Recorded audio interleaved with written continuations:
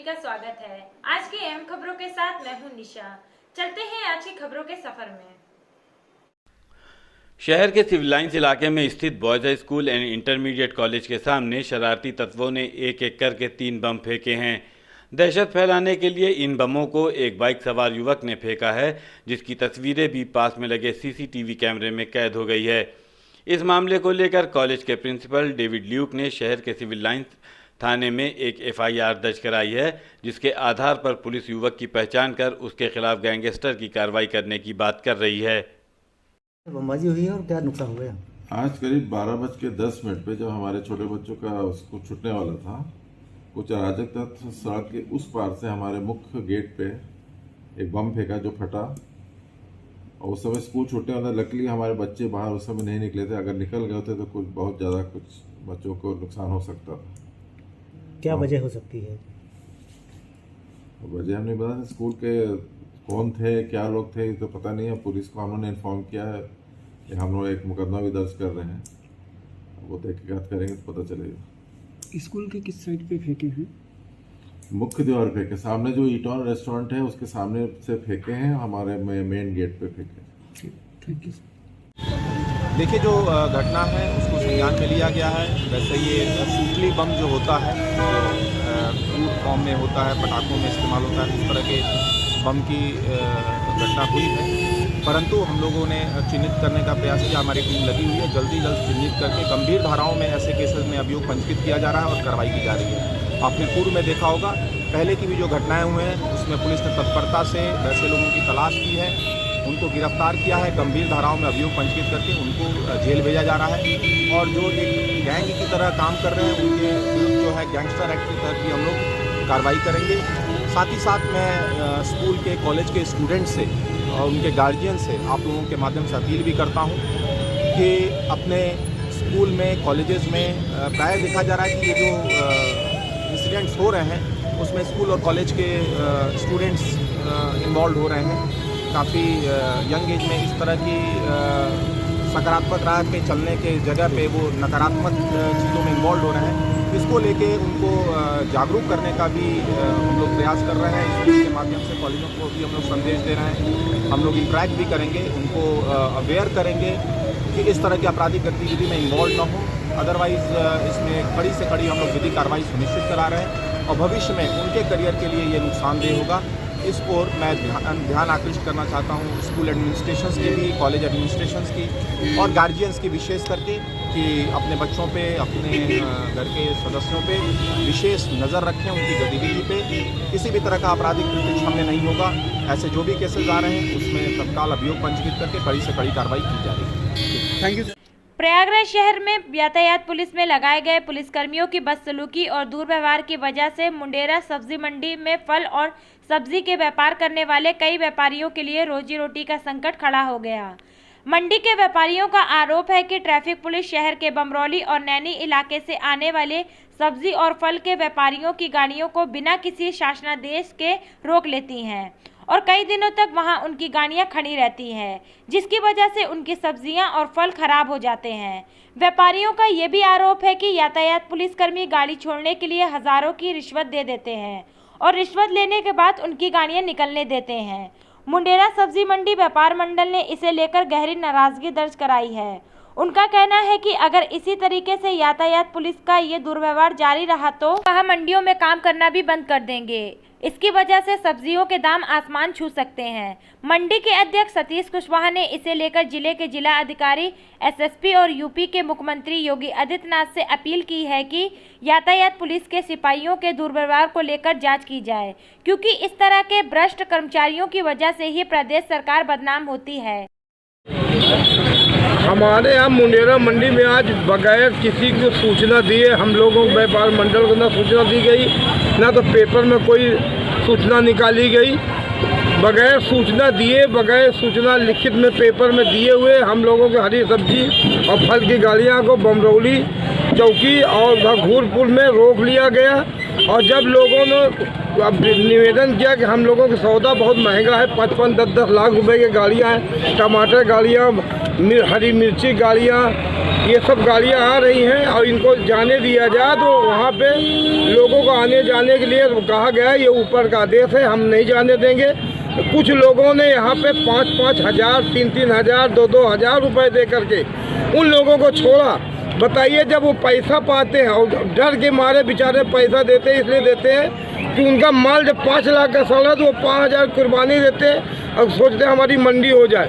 मैं अपने यहाँ माननीय जिलाधिकारी महोदय से, सिटी मजिस्ट्रेट महोदय से, हमारे सभापति महोदय हैं, उनसे माननीय मुख्यमंत्री महोदय से, मुख्यमंत्री जी से, उत्तर प्रदेश मुख्यमंत्री जी से मैं सबने निवेदन करता हूँ, हाथ जोड़ निवेदन करता हूँ कि इसकी जांच कराएं। जो भी अधिकारी यहाँ पे भ्रष्ट बैठे हुए हैं, सरकार को बदनाम कर रहे हो, उन पर तत्काल कार्रवाई हो।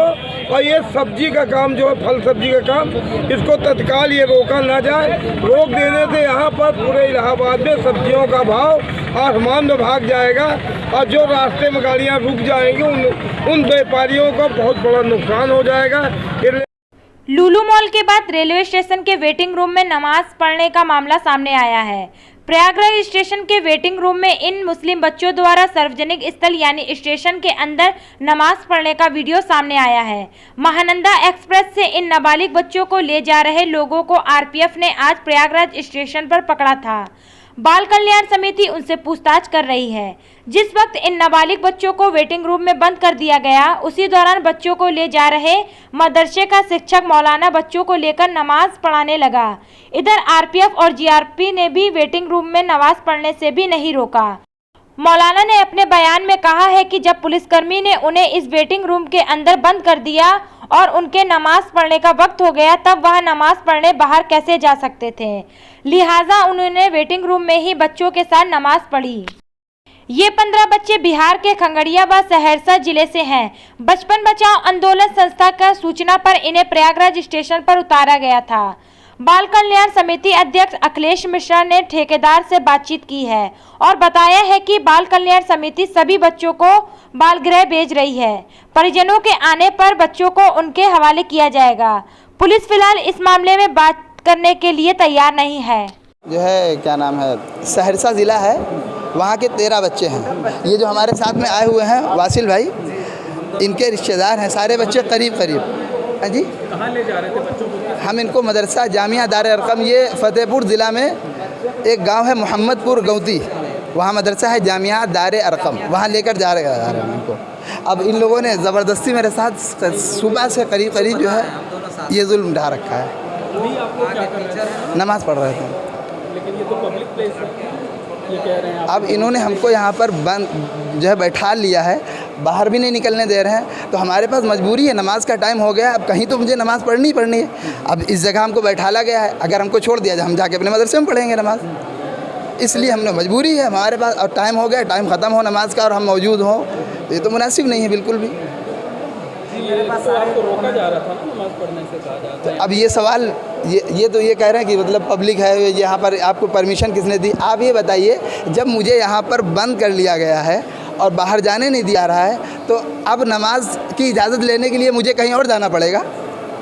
ये बोल रहे नमाज की इजाज़त किसने दी? तो सुबह से कितनी बार आप लोग यहाँ नमाज? हमने यहाँ जोहर की नमाज़ पढ़ी है, असर की पढ़ी है और अभी मगरिब की पढ़ी है नमाज। 3 बार नमाज पढ़ चुके हैं। किसी ने टोका नहीं पहले? जी नहीं, पहले तो नहीं किसी ने टोका, अब की बार टोका, अब की बार इन्होंने आगे मना किया है। लेकिन बहरहाल अगर हमको यहाँ कैद करके रखा गया है तो जाहिर है इस इहाते के अंदर ही जब हैं, तो नमाज का टाइम होने पर हम जाएंगे कहाँ? नमाज हमको यहीं पढ़नी है, तो पढ़नी पड़ेगी, मजबूरी है, क्या जरूरत याद करें। सर, शक के आधार पे मुझे डिटेन किया गया है। करीब 10 बजे ट्रेन से महानंदा एक्सप्रेस से रुका गया है। किसी शक के आधार पे इन्होंने किसी ने गलत इन्फॉर्मेशन के मुताबिक बच्चे को उतार लिए हैं इलाहाबाद स्टेशन, जिसे प्रयागराज अभी जाना जाते हैं। 3 मेरे भाई हैं, एक मेरा भतीजा है, 2 अंकल के लड़के हैं। सारे लोग मदरसे पढ़ने जाते थे, जिसमें कि कुछ बच्चे पहले पढ़ते थे, वहाँ रह चुके हैं। उनसे इंक्वायरी लेने के बाद भी बच्चे को नहीं छोड़ रहे हैं। और आपका भाई भी है? जी, मेरा 2 भाई है, एक भतीजा है। पहले से आपके परिवार के बच्चे वहाँ पढ़ते रहे? जी, मैं खुद वहाँ से तालीम हासिल किया। डिटेन किया गया है और क्या ह्यूमन ट्रैफिकिंग? ये बच्चे बिहार से महानंदा एक्सप्रेस से ट्रैवल कर रहे थे कैलाश सत्यार्थी का जो समूह है बाल बचपन आंदोलन, उसके सूचना पे यहाँ पे आरपीएफ और जीआरपी ने इनको रेस्क्यू किया, उतारा, और उसके बाद हमें बाल कल्याण समिति को सूचना दी गई। तो हम अपने पूरी टीम के साथ, हमारी टीम में अरविंद जी हैं, आकांक्षा सोनकर जी हैं, हम लोग पहुँचे, इन बच्चों का बयान लिया गया। मैक्सिमम बच्चे इसमें 15 बच्चे ऐसे हैं जो मदरसे में पढ़ने जा रहे थे। उन बच्चों को हम अपने साथ ले जा रहे हैं और उनको बालगृह में रखेंगे और इनके पेरेंट्स को हम बुलाएंगे। और मैक्सिमम बच्चे रो रहे हैं, घर वापस जाना चाहते हैं। उनको ये भी नहीं पता है कि हम कहाँ जा रहे थे। जो 6 बच्चे बालिग नहीं, 6 बच्चे मजदूरी के लिए दिल्ली ले जा रहे थे। उनके ठेकेदार से बात की गई और वो उनको एम्स में बता रहे हैं कि हम इसे मजदूरी के लिए जा रहे थे। और 12 बच्चे ऐसे हैं जो बालिग हैं, 12 बालिग हैं, उनको हम हमारे अधिकार क्षेत्र में नहीं आते, हम उनको मुक्त कर रहे हैं। देखिए, कल एक सूचना मिली थी आरपीएफ को कि कुछ बच्चे महानंदा से ले जाए जा रहे हैं। उसी सूचना पे फिर बच्चों को यहाँ पे उतारा गया और उसके उनसे पूछताछ करने के लिए सीडब्ल्यूसी कमेटी को बुलाया गया।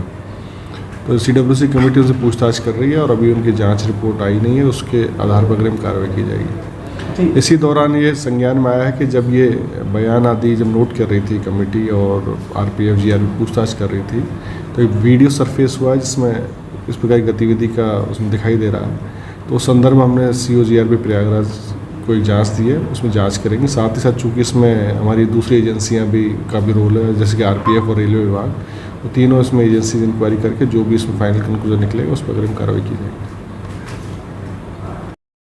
भाजपा के प्रदेश अध्यक्ष व कैबिनेट मंत्री स्वतंत्र देव सिंह 2 दिन के प्रयागराज प्रवास पर हैं। शनिवार को उन्होंने लेटे हनुमान जी मंदिर का दर्शन और पूजन किया। उन्होंने मंदिर व श्रीमठ बागंबरी गद्दी के महंत बलबीर गिरी से भी मुलाकात कर आशीर्वाद लिया। भाजपा पदाधिकारियों व कार्यकर्ताओं को सचेत किया। भाजपा पदाधिकारियों व कार्यकर्ताओं के साथ बैठक पर प्रदेश अध्यक्ष ने नगर निगम चुनाव की तैयारियों को भी जाना। कई वार्डों के पदाधिकारियों से भी मुलाकात की। सभी पदाधिकारियों को स्पष्ट संदेश दिया कि वो सक्रियता बढ़ाएं, ऐसा न करने पर पद से हाथ धोना पड़ सकता है। बूथ स्तरीय व मंडलीय स्तरीय कार्यक्रमों में बढ़ चढ़ हिस्सा लेते हुए पार्टी की नीतियों को जन जन तक पहुँचाने के लिए भी प्रेरित करें। खबरों का सिलसिला यूं ही जारी रहेगा। आप हमारे YouTube चैनल को लाइक कीजिए, सब्सक्राइब कीजिए और शेयर कीजिए और आप देखते रहिए संगम न्यूज। नमस्कार।